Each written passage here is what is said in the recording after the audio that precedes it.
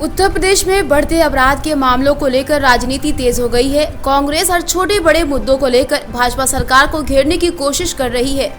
औरैया जनपद के दिव्यापुर में बचत अभिकर्ता मनोज दुबे का अपहरण के बाद हत्या किए जाने को लेकर प्रियंका गांधी ने ट्वीट कर योगी सरकार को घेरने की कोशिश की है। प्रियंका गांधी के ट्वीट के बाद कांग्रेस के प्रदेश अध्यक्ष लल्लू सिंह व कांग्रेस के विधानसभा में नेता सदन विधायक आराधना मिश्रा मृतक मनोज दुबे के परिजनों से मिलने उनके आवास दिव्यापुर पहुंचे। प्रदेश अध्यक्ष लल्लू सिंह ने परिजनों को ढांढस बताते हुए कहा, मृतक मनोज दुबे के परिजनों की हर संभव मदद की जाएगी। बता दें, दिव्यापुर नगर के 5 दिन पूर्व लापता हुए डाकघर अभिकर्ता का शव संदिग्ध परिस्थितियों में शुक्रवार सुबह फफूद के पाता रेलवे स्टेशन के बीच दिव्यापुर थाना क्षेत्र के अंतर्गत कन्हो बम्बा के निकट रेलवे ट्रैक पर पड़ा मिला। दिव्यापुर के मोहल्ला कैलाश बाग निवासी डाकघर बचत अभिकर्ता मनोज कुमार दुबे, जो कि 35 वर्ष का था, 24 तारीख सुबह करीब 10 बजे अपनी बाइक लेकर घर से निकला। वापस न लौटने पर पिता ने दिव्यापुर थाने में अभिकर्ता की गुमशुदगी दर्ज कराई थी। पुलिस खोजबीन में लगी हुई थी। इसी बीच 28 तारीख की सुबह अभिकर्ता का शव क्षेत्र के कन्हो गांव के पास रेलवे ट्रैक पर पड़ा मिला। मृतक का फोन भी पास ही पड़ा मिला। पास ही अभिकर्ता की बाइक व हेलमेट भी रखी हुई थी।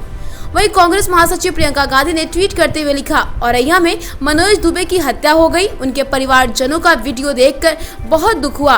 परिजन और पत्रकारों के अनुसार अपहरण के इस केस को पुलिस 5 दिन तक गुमशुदगी साबित करती रही, हाथ पर हाथ धरे बैठी रही। क्या यही यूपी सरकार का अपराध करने का तरीका है? प्रियंका गांधी के इस ट्वीट के बाद राजनीतिक गलियारों में हलचल मच गई। कांग्रेस के प्रदेश अध्यक्ष लल्लू सिंह, कांग्रेस की नेता सदन विधायक आराधना मिश्रा, जिला अध्यक्ष शिववीर दुबे, अंशु तिवारी मृतक मनोज दुबे के घर पहुंचे। उनके परिजनों को हर संभव मदद दिलाने का भरोसा दिलाया। मृतक अभिकर्ता की भाभी ने भी अनाथ बच्चों के पढ़ाई और इलाज के लिए सरकार से मदद करने की गुहार लगाई है। काफी दुखद है, गंभीर है।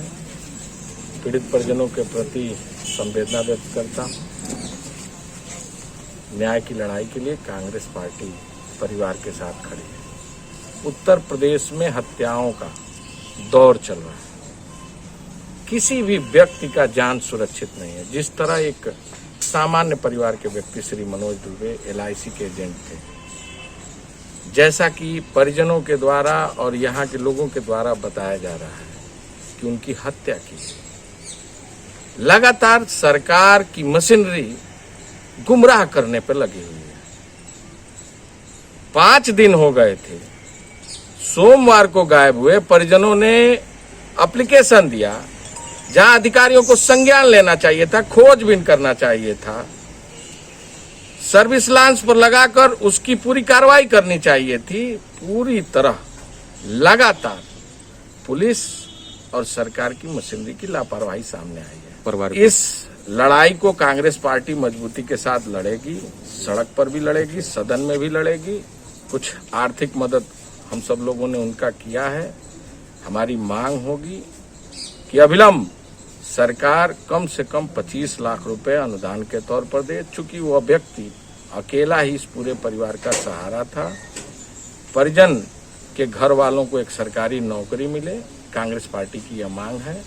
पूरी तरह उत्तर प्रदेश अपराधियों का चारागाह बना है, जंगल राज में तब्दील हो चुका है। अपराधी बेलगाम है, रोज हत्याएं हो रही हैं। अगर केवल अगस्त महीने में देखेंगे 124 हत्याएं अब तक हो चुकी हैं। 2 दिन में लगभग 13 से अधिक हत्याएं हो चुकी हैं। और जिस तरह की यह घटना हुई है, निश्चित रूप से पूरे उत्तर प्रदेश के लोगों को झकझोर के रखने का काम किया है। जिस तरह से श्री मनोज दुबे जी की 4 दिन तक उनकी गुमशुदगी की रिपोर्ट पुलिस ने नहीं लिखी, कोई कार्रवाई नहीं की। उसके बाद अंत में 5वें दिन उनकी डेड बॉडी संदिग्ध परिस्थितियों में रेलवे ट्रैक पे मिलती है। इसको देख करके पूरी तरह से ये समझ में आता है कि कहीं ना कहीं इस पूरे मामले को पुलिस गुमराह करने का प्रयास कर रही है, दूसरे दिशा में मोड़ने का प्रयास कर रही है। आज आदरणीय प्रियंका गांधी जी ने जिस तरह ट्वीट भी किया, इस पूरे मामले का संज्ञान लिया और मुझे और प्रदेश अध्यक्ष श्री अजय कुमार लल्लू जी को यहाँ पीड़ित परिवार से मिलने भी भेजा। और हम लोगों से जो पीड़ित परिवार की बात हुई, उसमें उन्होंने 3 बातें कही हैं। सबसे पहले कि इस पूरे मामले की जांच हो और पूरी तरह से पर्दाफाश होना चाहिए कि इस मामले की असलियत क्या है और कौन लोग इसके पीछे शामिल थे।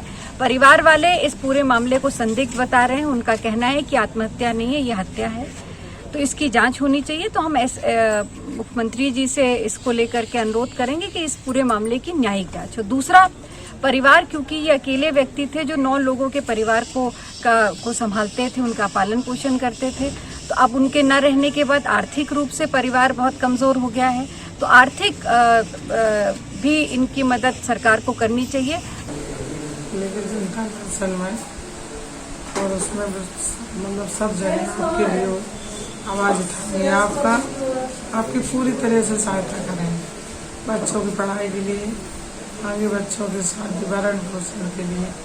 अभी तो बच्चे छोटे छोटे हैं, उसके लिए इलाज के लिए, बेटा के लिए, तो मैंने बोला इलाज के लिए नहीं, लेकिन मेरी बेटियों के लिए। और ये बच्चों को बोले नहीं, मैं अभी मतलब अपने उसमें सर्विस नहीं दिला सकती, जो अपने कार्यकाल में जो मेरा वो आएगा मैं सर्विस, लेकिन आपकी सर्विस के लिए मैं आवाज़ उठाऊंगी, आपकी सहायता। अपराधियों को सजा दिलवाने के लिए उन्होंने क्या आश्वासन दिया? उन्हें अपराधियों को सजा दिलाने के लिए जल्द से अभी आपकी कोई आर्थिक सहायता की है उन्होंने? एक लिफाफा दिया। ब्यूरो रिपोर्ट, तेजस खबर।